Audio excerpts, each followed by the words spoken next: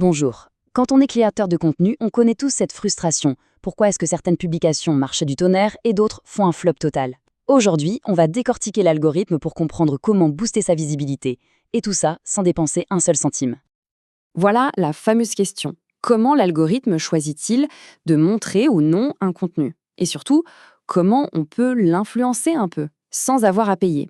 Pour y répondre, il faut d'abord comprendre comment la plateforme réfléchit. Une fois qu'on a saisi ça, on peut vraiment reprendre le contrôle. Le point de départ, la base de tout, c'est de comprendre l'objectif numéro 1 de l'algorithme, nous faire rester le plus longtemps possible sur la plateforme.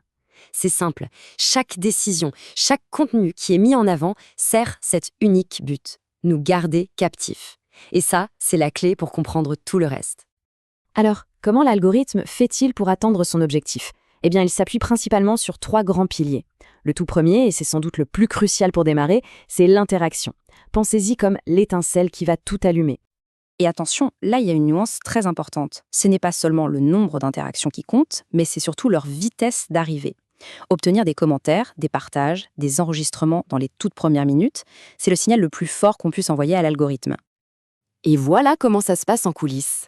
Chaque publication est d'abord testée sur un petit échantillon de personnes, disons une poignée de vos abonnés les plus fidèles. Si ce petit groupe réagit tout de suite et de manière positive, alors là, l'algorithme ouvre les vannes et diffuse le contenu beaucoup plus largement. Sinon, eh bien la publication risque de rester quasiment invisible. Bon, du coup, le but du jeu, c'est de provoquer cette réaction rapide. Comment on fait? En fait, c'est assez direct. On peut tout simplement demander d'enregistrer la publication pour plus tard, ou, encore plus efficace, poser une question bien ouverte dans la légende pour lancer la discussion dans les commentaires. C'est simple, mais ça marche. Ok, une fois qu'on a l'interaction, le défi suivant, c'est de garder l'attention des gens. C'est notre deuxième pilier. Il ne suffit pas de faire réagir, non, il faut aussi faire en sorte que les gens restent. Voyons voir comment ça se traduit concrètement. Finalement, c'est assez logique. Si l'objectif principal de la plateforme, c'est de maximiser le temps qu'on y passe, il est normal que l'algorithme adore les contenus qui nous scotchent à l'écran. Plus une publication arrive à retenir quelqu'un, plus elle est précieuse pour le système. Il suffit d'y penser une seconde. Une image simple, on la regarde et hop, on la balaye.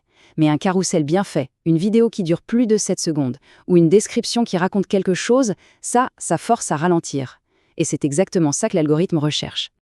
La stratégie à adopter est donc assez claire. Il faut privilégier les formats qui cassent le rythme du défilement infini. Un carrousel bien construit, une vidéo qui développe une idée ou une légende vraiment captivante, ce sont des outils parfaits pour faire grimper ce fameux temps d'attention. On arrive au troisième et dernier pilier, celui qui se joue sur le long terme, la relation. C'est ici qu'on passe d'une simple audience à une véritable communauté. Et ça, c'est un facteur que l'algorithme prend très au sérieux. En fait, c'est une sorte de cercle vertueux. L'algorithme se souvient des interactions passées. Si une personne a déjà aimé, commenté ou partagé le contenu d'un compte, l'algorithme va se dire qu'elle sera sûrement intéressée par les prochaines publications. Et donc, il va les lui montrer en priorité. Alors, comment on fait pour entretenir cette relation? L'action la plus simple, mais aussi la plus puissante, c'est de répondre aux commentaires. Chaque réponse est un signal. Ça montre à l'algorithme que le compte est vivant et actif. Et surtout, ça renforce le lien avec la personne qui a pris le temps de commenter, ce qui l'incitera à le refaire. Et voilà, on a nos 3 piliers, interaction, attention et relation. Maintenant, ce qu'on va faire, c'est rassembler tout ça dans un plan d'action hyper simple, un truc mémorable que tout le monde peut appliquer dès sa prochaine publication. Donc, si on résume, pour l'interaction, le réflexe à avoir, poser une question. Pour l'attention, on mise sur un carrousel ou une vidéo un peu plus longue. Et pour la relation, la règle d'or, répondre à chaque commentaire. Ça peut sembler basique, mais c'est une stratégie complète et incroyablement efficace. La vraie question maintenant, c'est de se demander, parmi ces 3 piliers, lequel a le plus besoin d'un petit coup de pouce dans sa propre stratégie de contenu. Parce que parfois, se concentrer sur un seul d'entre eux peut déjà faire toute la différence. La réflexion est lancée.